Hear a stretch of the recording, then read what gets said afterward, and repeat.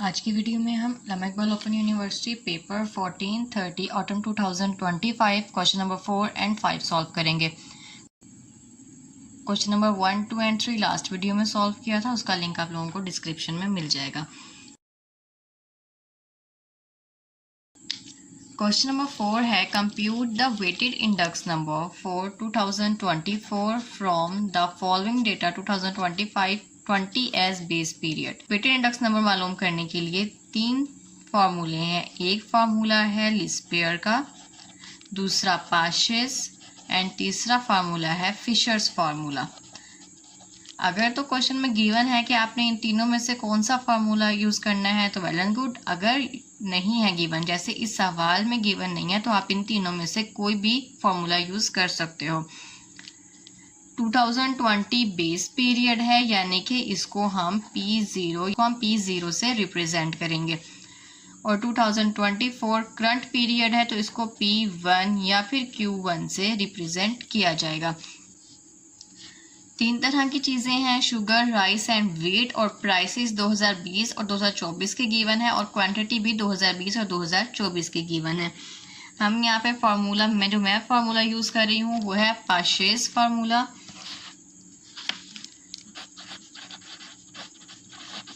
पाशेस index numbers equal summation P1 Q1 by summation P0 Q1 multiply 100। सबसे पहले P1 Q1 यानी कि current period की प्राइस और क्वांटिटी, इन दोनों को आपस में मल्टीप्लाई करके एक न्यू टेबल बनाना है। सबसे फर्स्ट है P1 Q1। 2024 की प्राइस P1 है और 2020 की प्राइस है P0। इसी तरह 2020 की जो क्वांटिटी है ये Q0 है, और इसकी जो 2024 की क्वांटिटी है ये Q1 है। P1 को Q1 से मल्टीप्लाई करेंगे, 4.25 मल्टीप्लाई 104.36 इक्वल 443.53।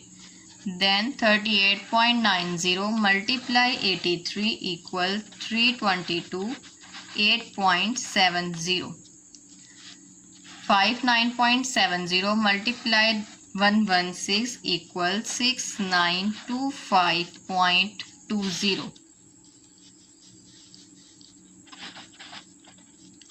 देन अब P0 Q1 है, यानी कि P0 को Q1 से मल्टीप्लाई करेंगे। इसका एक अलग से टेबल बना लेंगे। अब P0 है 2020 की वैल्यूज, और Q1 सेम वही वैल्यूज अगेन यूज होंगी। 3.95 multiply 104.36 equal 412.22। 34.80 multiply 83 equal 88.40. 61.56 multiply 116 equal 7140.96। अब इन दोनों वैल्यूज के साथ सिग्मा का निशान लगा है, और आप लोग अच्छे से समझते हैं कि सिग्मा का मतलब होता है जमा, यानी कि P1 और Q1 का जो न्यू टेबल बना है उसकी सारी वैल्यूज को जमा करें, उन सारी वैल्यूज को इकट्ठा करें। फर्स्ट P1 Q1 की सारी वैल्यूज को प्लस करेंगे, हमारे पास बनता है 10597.43। देन P0 Q1 की वैल्यूज को प्लस करने से 10441.58 हासिल होता है। नाउ अब इन वैल्यूज को सॉल्व कर देंगे। P1 Q1 की वैल्यू हमने न्यूमिनेटर में लिखनी है, एंड P0 Q1 की वैल्यू डिनोमिनेटर में लिखनी है। कैलकुलेटर की मदद से इस पूरी वैल्यू को सॉल्व कर लेंगे। पहले इन दोनों को डिवाइड करना है, देन 100 से मल्टीप्लाई करेंगे, तो इंडेक्स नंबर हमारे पास आएगा 101.49। साथ 100 लगा है तो परसेंट का निशान लाजमी लगाना है, जो कि इंडेक्स नंबर का यूनिट है।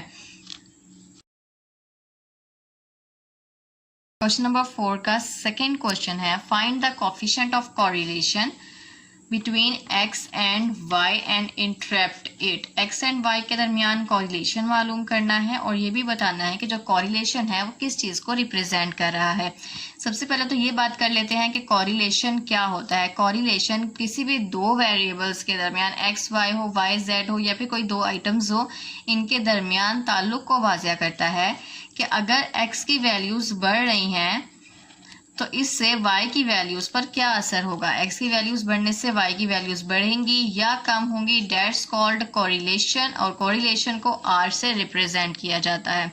एक बात का ध्यान रखना है, कोरिलेशन का आंसर कभी भी +1 या -1 से बड़ा नहीं आता। इन दोनों वैल्यूज़ के दरमियान में ही हमेशा r का आंसर मिलता है। कि अगर किसी भी चीज़ की प्राइस बढ़ती जा रही है तो उसकी क्वांटिटी, उसकी कुव्वत ख़रीद लोगों में उसकी तलब कम होती चली जाएगी। ये इन्वर्स प्रोपोर्शनल बन गया है, सो कोरिलेशन यहाँ पर नेगेटिव है। अगर तो कोरिलेशन पॉजिटिव होता है तो x के बढ़ने से y भी बढ़ेगा, अगर कोरिलेशन नेगेटिव होता है तो x के बढ़ने से y कम हो जाएगा। आई होप आपको कोरिलेशन क्या होता है ये समझ आ गया होगा। कोई सवाल हो तो कमेंट सेक्शन में पूछ सकते हैं, देन आप क्वेश्चन को स्टार्ट करते हैं।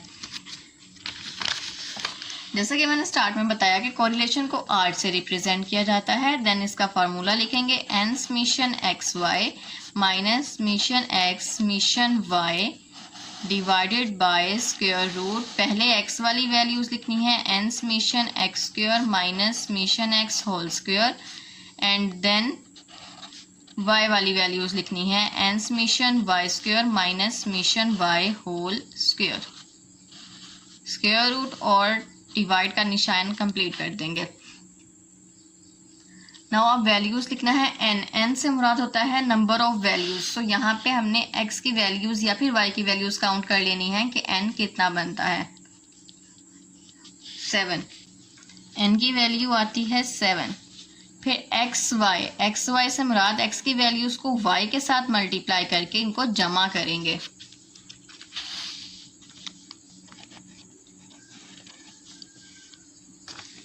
Three multiply 1.9 5.7, 6.5 multiply 3.2 20.8, 5.3 multiply 2.7 14.31, 8.6 multiply 4.8 38.70, 1.2 multiply 1.2 and 4.2 multiply 2 8.4, 2.93 multiply 1.7 4.93।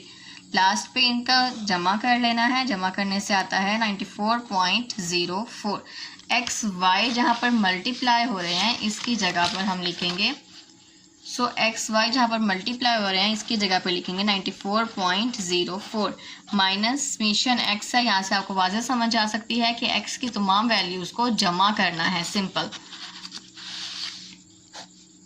X वाली तमाम वैल्यूज़ को प्लस करें तो बनता है 131.70। यहाँ पर समीशन x की जगह पर लिखेंगे 31.70। देन सिग्मा y है, यानी कि y वाली तमाम वैल्यूज़ को प्लस करेंगे जो बनती हैं 17 बाय अंडर रूट। अब n की जगह पे 7 ही आएगा। सिग्मा एक्स स्क्वायर मालूम करके उसका समीशन लेना है, यानी कि एक न्यू कॉलम बनेगा एक्स स्क्वायर का। 3 का स्क्वायर लेंगे 9, 6.5 का 42.25, देन 5.3 का स्क्वायर लेंगे। पहले 5.3 लिखना है, देन ये स्क्वायर रूट को प्रेस करेंगे तो 28.09। इसी तरह अब 8.6 का स्क्वायर लेना है तो हमने पहले लिखना है 8.6 एंड देन स्क्वायर इक्वल 73.96। 1.2 का स्क्वायर लेंगे 1.44, 4.2 का स्क्वायर आएगा 17.64 एंड 2.9 का स्क्वायर आएगा 8.41। अब ये सारी वैल्यूज़ को प्लस कर लेंगे 180.79। एक्स स्क्वायर की जगह पर लिखना है 180.79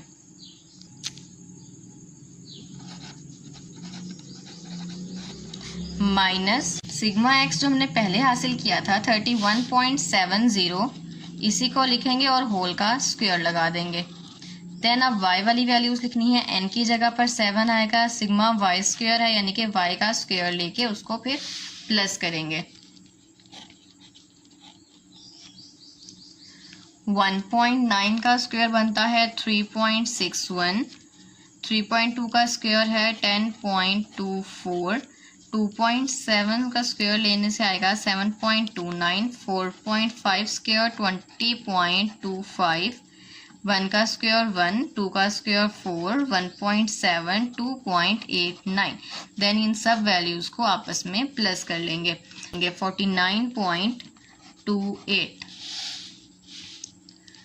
वाई स्क्वायर की जगह पर आ जाएगा 49.28 माइनस, अब सिग्मा वाई होल स्क्वायर है तो सिग्मा वाई है 17, इसका होल स्क्वायर लिखेंगे 17 होल स्क्वायर। देन 7 को मल्टीप्लाई करेंगे 94.04 से, 65 8.28 माइनस इन दोनों वैल्यूज़ को मल्टीप्लाई करेंगे 538.9 बाय स्क्वायर रूट। 7 को मल्टीप्लाई करना है 180.79 से, 126.53 126.53 माइनस 31.70 का होल स्क्वायर लेंगे 104.89। ये y वाली वैल्यूज़ थी, देन ये x वाली वैल्यूज़ थी, देन y वाली वैल्यूज़ लिखेंगे। 7 multiply 49.28 equal 344.96 minus 17 square equal 289। Denominator में माइनस का साइन नहीं आना चाहिए। सबसे पहले न्यूमिनेटर को सॉल्व कर लेंगे, इन दोनों वैल्यूज़ को माइनस करेंगे 119.38, देन अंडर रूट, इन दोनों को माइनस करके लिखेंगे 260.64। y वाली वैल्यूज़ दोनों को आपस में माइनस करके लिखेंगे 55.96। डिनोमिनेटर वाली वैल्यू एज इट इज़, इन दोनों को मल्टीप्लाई कर देना है 14585.41।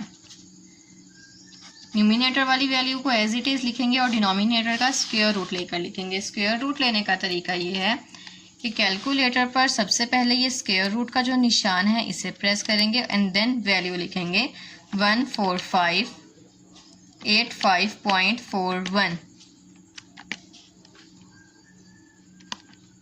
120.77। लास्ट पर इन दोनों को डिवाइड कर देंगे 0.99। अब ये आंसर आया है +1 के करीब।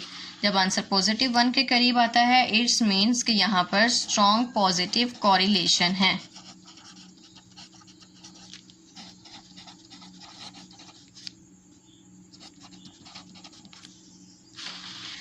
लास्ट में क्वेश्चन में हमें गिवन था कि हमने डेटा को या फिर आंसर को इंटरप्ट भी करना है कि आंसर क्या बताता है। सो आंसर के अकॉर्डिंग जो वैल्यू हमें हासिल हुई है 0.99, ये जाहिर करती है, indicates an extremely strong positive linear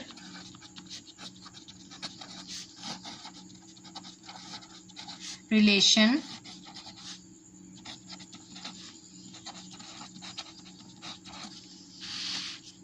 relationship between x and y। मैंने स्टार्ट में बताया था कि अगर पॉजिटिव आंसर आता है तो x के इंक्रीज होने से y भी इंक्रीज होगा। The value of y also increase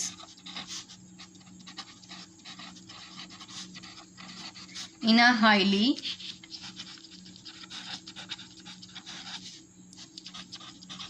predictable manner। Last पे हमने आंसर को इंटरप्ट करना है, जिसमें हम ये लिखेंगे कि जो आंसर 0.99 हमें हासिल हुआ है ये बताता है कि दोनों वेरिएबल्स x और y के दरमियान पॉजिटिव रिलेशन है, इसलिए x के इंक्रीज होने से y भी इंक्रीज होता चला जाएगा। क्वेश्चन नंबर 5 है जिसमें रेग्रेशन लाइंस फाइंड करनी है। रेग्रेशन लाइंस दो होती हैं, एक x ऑन y और दूसरी y ऑन x। इस क्वेश्चन में जो गिवन है इसमें x इंडिपेंडेंट वेरिएबल है और y डिपेंडेंट वेरिएबल है। सो इस इक्वेशन बनाने के लिए स्टैंडर्ड फॉर्म होगी y equal a plus b x. a और b दोनों वैल्यूज़ को मालूम करेंगे। सबसे पहले b को मालूम करेंगे, n summation x y. Correlation का ही फार्मूला आएगा, सिर्फ डिनोमिनेटर में स्क्वायर रूट नहीं आएगा और डिपेंडेंट वेरिएबल नहीं आएगा।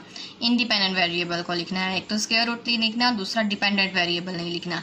Independent variable y on x में x है तो सिर्फ x वाली वैल्यूज़ को लिखेंगे। सबसे पहले हमें चाहिए n, सो n की वैल्यू लिखेंगे 1 2 3 4 5 6। उसके बाद x और y की वैल्यूज़ को मल्टीप्लाई करके प्लस करना है। 20 multiply 500, 11 multiply 15 165, 15 multiply 14 equal to 10, 10 multiply 17 170, 17 multiply 8 136, 19 multiply 9 171। Then last पर इन वैल्यूज़ को प्लस कर लेंगे 952। सो एक्स वाई की जगह पर आएगा 952 माइनस सिग्मा एक्स लिखना है और सिग्मा वाई लिखना है। एक्स वाली तमाम वैल्यूज़ को प्लस करेंगे 92 और वाई वाली वैल्यूज़ को प्लस करेंगे तो 68 बनता है, इसलिए सिग्मा एक्स आएगा 92 और सिग्मा वाई आएगा 68। Divide bye n 6 summation X square. X को पहले स्क्वायर लेंगे फिर इनको ऐड करेंगे। 20 का स्क्वायर आता है 400, 11 का स्क्वायर आता है 121, 15 का स्क्वायर आता है 225, 10 का square 100, 17 square equal to 89, 19 square equal 361। Add करने से हासिल होगा 1496। तो यहाँ पे एक्स स्क्वायर की जगह पर लिखेंगे 1496 माइनस सिग्मा एक्स है 92, इसका होल स्क्वायर। 6 को 952 से मल्टीप्लाई करेंगे 5712 माइनस 92 को 68 से मल्टीप्लाई करेंगे 6256। Divided by 6 multiply 1496 8976 minus 92 whole square equal 8464। इन दोनों को माइनस करने से हासिल होता है 544, नेगेटिव में आएगा। इन दोनों को माइनस करेंगे तो 512। लास्ट पे दोनों को डिवाइड कर देना है, साथ नेगेटिव का साइन आएगा 1.06। ये आंसर आता है बी का, बी यानी कि स्लोप। देन अब ए मालूम करना है। ए मालूम करने का फार्मूला होता है y बार माइनस बी एक्स बार। जो इंडिपेंडेंट वेरिएबल होता है वो स्लोप यानी कि b के साथ आता है। y बार का मतलब है y का मीन और x बार का मतलब है x का मीन। पहले इन दोनों का मीन फाइंड कर लेंगे, y बार और x बार। y बार यानी कि y का मीन मालूम करने का फार्मूला है summation y by n। Summation y है, y की वैल्यूज़ को प्लस करने से जो नंबर हासिल होता है is equal to 68 and n है number of values is 6। 68 divide by 6 11.33। y bar की जगह पर आएगा 11.33 माइनस b की जगह पर b का आंसर जो हमने अभी मालूम किया उसे लिखेंगे।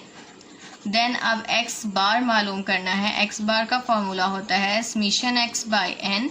समीशन x है 92, n के साथ इसको डिवाइड कर देंगे 15.33 और यहाँ पे 15.33 को लिखेंगे। 11.33 as it is, minus minus plus, इन दोनों को मल्टीप्लाई कर देना है इज इक्वल टू 16.29। लास्ट पे इन दोनों को प्लस करेंगे 27.62। ये ए का आंसर आ गया। अब क्वेश्चन के स्टार्ट में ही मैंने बताया था कि जब ए और बी दोनों आंसर आ जाए तो उसको स्टैंडर्ड फॉर्म में पुट करना है। Regression line y on x की स्टैंडर्ड फॉर्म होती है y equal a plus b x. एक फार्मूले और स्टैंडर्ड फॉर्म ये आपको याद रखनी होगी, बाकी वैल्यूज़ के साथ सिर्फ मल्टीप्लाई प्लस डिवाइड यही ऑपरेशंस होंगे जो कि बहुत ईजी हैं। y और x एज इट इज़ रहेगा, बिकॉज कोई भी इक्वेशन देख लें उसमें x और y एज इट इज़ होते हैं और किसी जगह पे वैल्यूज़ नहीं होती। a है, a की जगह पे उसकी वैल्यू लिखेंगे 27.62 प्लस b है तो यहाँ पर आएगा -1.06, x की जगह पर x आएगा। y equal 27.62 plus minus -1.06 x। सो ये जो एक इक्वेशन बनती है that's called a regression line y on x।